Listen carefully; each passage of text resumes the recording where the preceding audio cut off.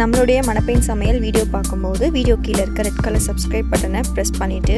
பக்கத்தில் இருக்க பெல் ஐக்கானை கிளிக் பண்ணும்போது நீங்கள் ஆல் செலக்ட் பண்ணி கிளிக் பண்ணி வச்சிட்டிங்கன்னா உங்களுக்கு புதுசாக வரக்கூடிய வீடியோஸ் உங்களுக்கு நோட்டிஃபிகேஷன் அப்டேட் ஆகிடும் ஃப்ரெண்ட்ஸ்.